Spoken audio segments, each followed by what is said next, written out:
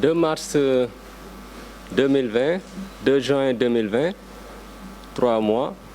Et en 3 mois, nous avons enregistré près de 4000 cas de Covid-19, dont 43 se sont terminés par le décès, soit une létalité ou un taux de mortalité d'environ 1%. À la même période, la létalité était 2,5 fois plus élevée dans la région Afrique de l'OMS et 6 fois plus élevée selon les données globales au niveau mondial. C'est donc dire que le Sénégal n'a pas vécu ce que l'on craignait, du fait probablement des mesures qui ont été prises très tôt, mais aussi du fait de la jeunesse de la population et d'autres facteurs sur lesquels je ne vais pas m'étendre. Donc guérir du Covid-19 est la règle. Mais plus le nombre de cas augmente, plus le nombre de cas graves et de décès risque d'augmenter. Ces décès intéressent ou concernent en priorité les personnes âgées et les personnes qui présentent des comorbidités, même si nous devons avouer avoir perdu quand même des patients plus jeunes, de 40 ans et quelques, et de 50 ans et quelques. Quoi qu'il en soit, la prévention doit toujours rester la priorité. Je voudrais, avant d'aller plus loin, m'incliner devant la mémoire de ces centaines de milliers de personnes, plus de 400 000 personnes, qui ont perdu leur vie durant leur rencontre avec le virus SARS-CoV-2. La prévention est essentielle, on ne le dira jamais assez. Cependant, quelle que soit la prévention, il y aura toujours des cas secondaires qui vont survenir. Et avant de parler de ces cas secondaires, je voudrais lancer un message vraiment très important à l'endroit des personnes qui stigmatisent les personnes malades. La stigmatisation est dangereuse pour la personne malade elle-même parce qu'elle ne va pas consulter ou elle peut consulter tardivement et ainsi risquer sa vie. À l'heure où je vous parle, il y a beaucoup de patients graves qui sont à domicile, qui refusent de venir à l'hôpital du fait de la stigmatisation. Et parmi ces patients, il y a même des personnes qui travaillent dans le secteur de la santé. J'en discutais hier seulement avec le professeur Bey. La stigmatisation met en danger l'entourage du malade, parce qu'une personne stigmatisée est moins prompte à respecter les mesures d'hygiène de base à l'endroit de son entourage. La stigmatisation constitue aussi un danger parce que cela pourrait réduire en néant véritablement la lutte que nous sommes en train de mener. Je remercie d'ailleurs les personnes de tous bords, de toute société, de toute catégorie socio-professionnelle confondue, qui ont accepté de témoigner devant les médias pour parler de leur maladie. Cela contribue à réduire la stigmatisation. Alors, le traitement est essentiel parce que, tout simplement, quels que soient les efforts, nous aurons toujours des personnes qui tomberont malades. Et cette prise en charge, elle est globale, comme je l'avais dit. Elle nécessite le savoir-faire du médecin. Je peux vous dire que nous avons sauvé beaucoup de malades in extremis parce qu'ils avaient des complications gravissimes ou avaient des affections concomitantes très graves qui ont pu être dépistées à temps et prises en charge correctement. Mais cette prise en charge nécessite aussi des moyens. Parmi ces moyens, un seul moyen fait vraiment polémique. C'est le traitement antiviral à base d'hydroxychloroquine et d'azithromycine. C'est pour cela que je préfère axer mon propos sur ce traitement.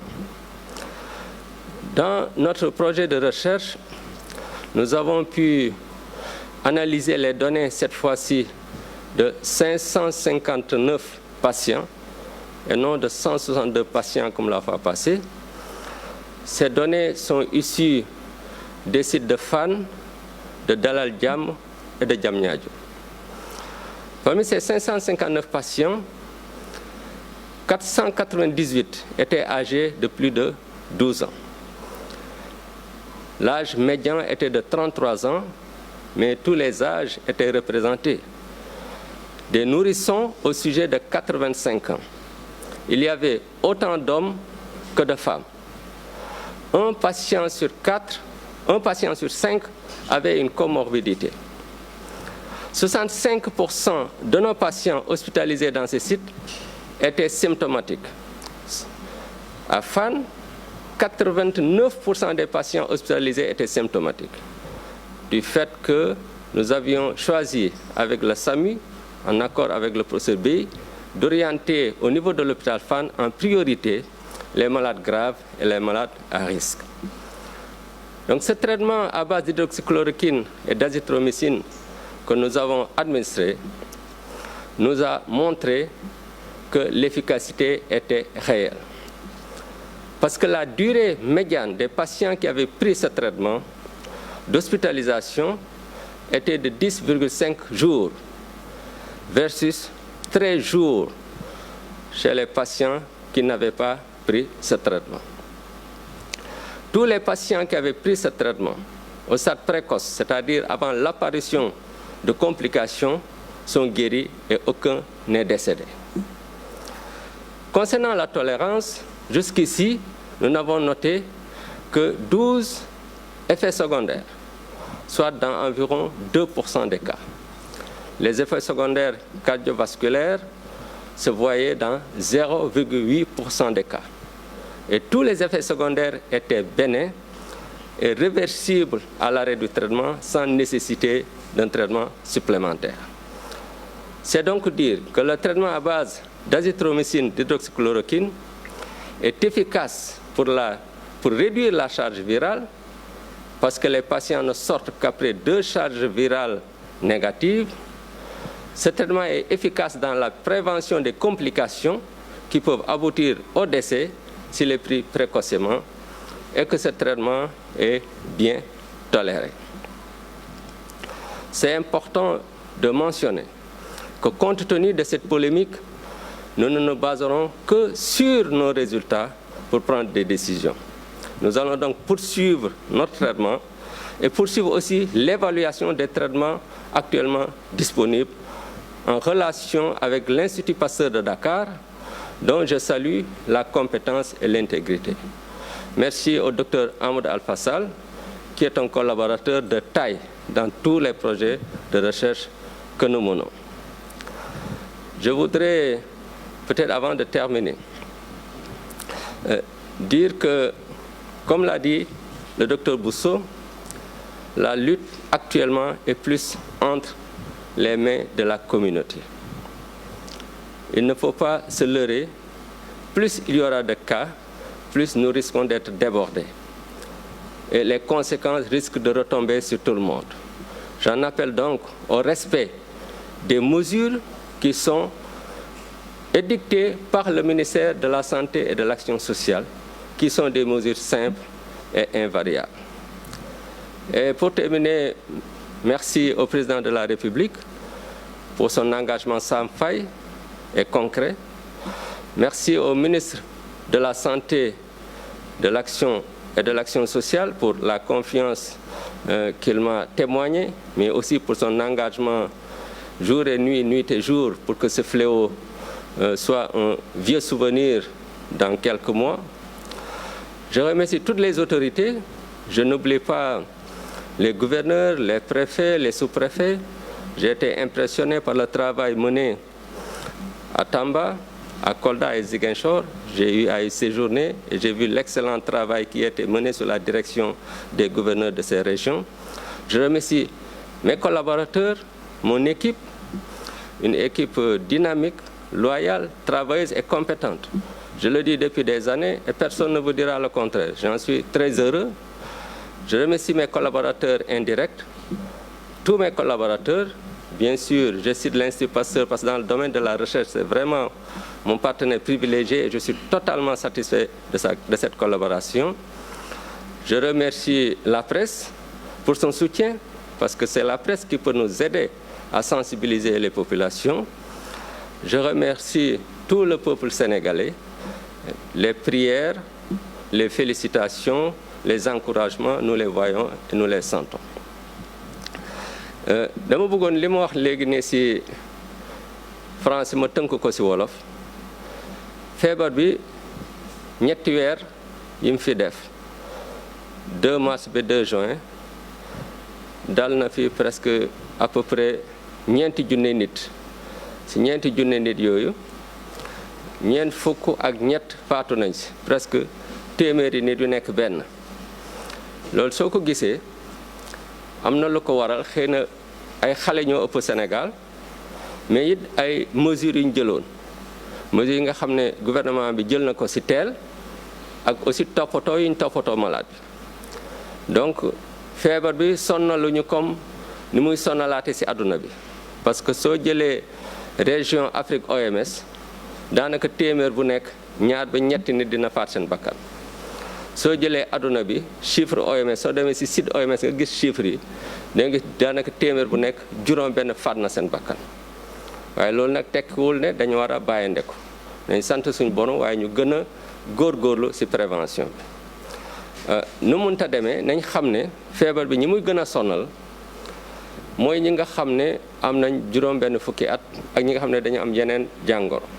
waaye nag duñu nëbb ne faat na fi ay bakkanu xale loolu dinay am donte ne bëriwul ñu moytu parce que xale bi su demee ne man duma sonal mu am ko ñëw jox ko ki nga xam ne dafa am jàngoro beneen lu mel ni ay asthme ay diabète ay hypertension ak yooyu daf leen di mettre en danger loolu nag mooy profité ci loolu rek di jaal ñëpp ñi nga xam ne seen waajur perte nañ leen ci feebar bi su loolu passé nag dama bëggoon balaa maa gën a sori wax comportement bi nit ñi am par rapport ak ñi am feebar bi rusluwul feebar sa rusluwul waxatuñu feebar bi loolu tax na ba nga xam ne ñu bëri nangootuñ consulter man nit ñi dañ may woo xalaat loolu ci ñoom wax la signe yoo xam ne dañ ko am waaye ragal lu ñuy wax moo tax duñ dem hôpital am na ñoo am feebar yu garaaw toog seen kër bañ a ñëw am na sa ñi nga xam ne personnel de santé la ñuy liggéey ndax gàcceel bi ñu leen di gàcceel maladie démb rek maa ngi si waxtaan ak professeur bi loolu nag suñ ko defee danger lay nekk ci malade yooyu parce que dina leen gën a ñu toog faatu seen kër danger la ñuy nekk ci ñi nga xam ne dañ leen wër parce que duñu jël moytu ni ñu war a moytoo danger lay nekk ci li ñuy liggéey parce que suñu liggéey bi yëpp mën na nul su boobaa kon boog il faut que nit ñi ñuy bañ di am comportement bu ñaaw par rapport ak nit ku feebar te feebar bi feebar la comme yeneen feebar yi ku am grippe doo ko daw waaw ak yeneen ak yeneen ak yeneen tuberculose moo gën a gaaw wàlle fuuf te loolu nit ki su ko amee dañuy jël ay précautions mais duñ ko jàppee comme feebar boo xam ne feebar bu gàcce la donc il faut nit ñi xoolaat seeni doxalin par rapport ak loolu su loolu passé nag nañ xam ne lu ñu def prévention dina am toujours cas yu ñëw cas yu nag il faut ñu faj leen nu mu waree faj bi nag dafay tëdd ci ñaari fànn d'abord kii liggéey kër docteur am nañ malade yoo xam ne dañu am complication yu graaw mais yàlla dimbale ñu teel ko gis amul ñetti fan sax amoon nañ ci cas loo xam ne soo ko teelee gis nga réglé ko amul problème mais soo ko teelu gis malade bi faatu kon faj bi am na solo am na ñoo xam ne dañu am feebar bu làqu bu déclenché en même temps par exemple am nañ cas yoo xam ne yu bëri yoo xam ne dañu am diabète boo xam ne feebar bi moo ko yee su ko yee nag nga def attention ci feebar bi diabète boobu gën a garaaw mu rey ko ci lu gaaw fekk yow yaa ngi def sa xel ci feebar bu le rek donc docteur bi il faut mu xam lu muy def mais il faut aussi mu am ay jumtuwaay ci jumtuwaay nag ñëpp d'accord nañ ci lépp li am coow rek mooy hydroxychloroquine azithromycine bi coow bi bu muy bëri nag journaliste yi ñu ngi ma doon woo tout le temps ak lépp waaye li indi woon coow bi yëpp man jàng naa ko xam naa li ci nekkoon jarul perdre 1 minute te li ci jot ñëw yëpp won nañu ko comme ñun ñu ngi gëstu nag li ñuy gëstu la ñuy jàpp ba gis leneen ñun loolu pour nit ñi ñu xam ne looloo tax mu bëgg a insister rek ci loolu donte ne du loolu rek moo ci am solo du loolu sa moo ci ëpp solo dañ ko wax ba mu leer nañ si gëstu bi ñu gëstu nag dañ ko def si maladu hôpital Fann, maladu Diamniadio ak Dalal Jamm parce que recherche dafa diis te métti def ko Sénégal yëpp dafay jafe si ñun de toute façon chiffre Sénégal yëpp am ngeen ko ak docteur Bousso donc loolu kon warul nekk problème. Gëstu bi ñu gëstu nag def nañ ko si juróomi junne ak juróom fukk ak juróom-ñeenti malade yi nga xam ne ñeenti téeméer ak juróom-ñeenti fukk ak juróom-ñett yi ëpp nañ fukki at ak ñaar. Âge bi nga xam ne mooy âge li ñuy wax âge médian 50% au moins si ñoom 33 ans la ñu am waaye nag am na ñoo xam ne 4 semaines la ñu am ñoo xam ne 85 ans la ñu am kon ñëpp bokk nañ si njàngat bi ñu doon jàngat. Góor ak jigéen yi nag ñoo si yem daanaka juróomi nit yoo jël am na kenn ku si am sooxaale beneen feebar kon nit ñu jàppale loolu ne ku am beneen feebar rek soo ko amee da ngay faatu déedéet. suñ la fajee faj la normalement ñi si faatu tuuti la loolu yi ñu jàpp ko nit ñi di bañ a tiit si loolu soo amee problème nga teel a ñëw dañ lay faj nga wér comme ñëpp loolu moom bëgg naa nit ñi xam ko bu baax a baax. ñi amoon ay signes soo ko jëlee si suñu série bi 65% c'est-à-dire téeméer boo jël juróom-benn fukk ak juróom yi ñoo si amoon ay signes waaye soo jëlee Fann juróom-ñett fukk ak juróom-ñeent ñoo amoon ay signes parce que malade yu gën a garaaw. gën a nekk problème dañoo d'accord nag équipe bu professeur Bey dañ leen di yónnee d'abord Fann parce que xam nga Fann fekk na réanimation bi pare ak yeneen yu taxoon ñu doon privilégier Fann loolu mooy indi différence bi par rapport ak chiffres yi au niveau national. garab bi nag gis nañ ne ñi ñu koy jox ñooy gën a gaaw a wér parce que fukki fan ak genn wàll à peu près la ñu wér ñi jëlool garab yooyu ñoom dañ def fukki fan ak ñett te ñëpp ñi ko jël. balaa complication am ñoom ñëpp wér nañ kenn amu ci complication kenn faatu aussi su fekkee ci wàll yaramu nit ki nu mu koy nangoo li ñuy wax événement indésirable fukki nit ak ñaar ñoo ci am problème à peu près 2%, c'est-à-dire téeméeri nit yoo jël ñaar ñi am problème mu cardiaque yi ñuy wax te problème cardiaque yu mineur la daanaka jege na benn nit ci téeméeri nit yoo jël te yooyu yëpp bi ñu arrêté garab gi mu dëñ amuloon benn bu ci grave amuloon benn bu ci am problème donc ci gàttal traitement bi baax na pour malade bi gën a gaaw a wér kon wàllaateem gën a gaaw a jeex baax na it parce que c'est bien supporté ñun gisaguñ ci lor am na ay lor yu ndaw yu muy indi mais loolu du indi benn problème ñenn ñi sax dañuy continuer seen traitement malgré li njëkk loolu bëggoon nañ ko wax ba mu leer su loolu passé pour bañ a gën a guddal sama wax damay peut-être yem foofu rek di gërëm chef de l'État ndax jàppale bi mu ñu jàppale de manière concrète damay faral di wax ku nekk yaa xam sa bopp man du ma wax boo xam ne c'est comme ça pour la forme diplomatique lu ma wax rek dafa am fu ma ko teg li chef de l'État def yëpp sax waxaguma ko mais li ma wax déjà nit ñi dégg nañ ko donc loolu jàppale moom amul benn werante mooy remercier it ministre de la santé ndaxte war na ma kóoluteem ak liggéey bu muy def subaak ngoon guddeeg bëccëg pour feebar bi jóge fi di remercier le ministre de l'enseignement supérieur de la recherche et de l'innovation man université la professeur université donc maa ngi koy gërëm bu baax ci ni muy liggéey ci secteur boobu di gërëm ñëpp ñi nga xam ne aussi ñu ngi yëngatu ci feebar bi parce que comme li ma ko wax ñun ñooy feeñ waaye du ñun rek di beral cant aussi gouverneur yi nga xam ne daje naa ak ñoom gis lu ñu liggéey sur le terrain mel ni gouverneur Tamba gis naa décision yu mu fa jël ak nu mu fa doxalee gouverneur Kolda gouverneur Ziguinchor di leen sant ñoom ñëpp sama collaborateurs yi aussi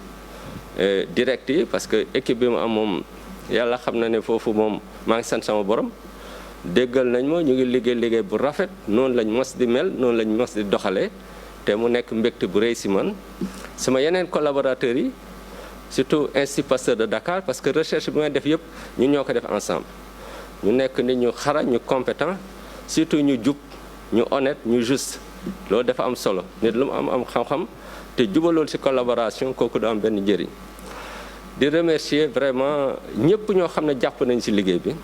di remercier presse bi di leen ñaan nag ñu continuer dañu jàppale ci sensibilisation seen rôle am na importance lool.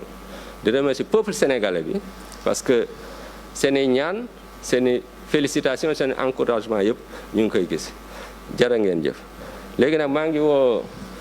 professeur Bey mi nga xam ne moom mooy responsable SAMU national ak lépp luy wàllu réanimation ci Sénégal parce que ñun ñooy liggéey ensemble ci prise en charge des malades jërë ngeen jëf merci.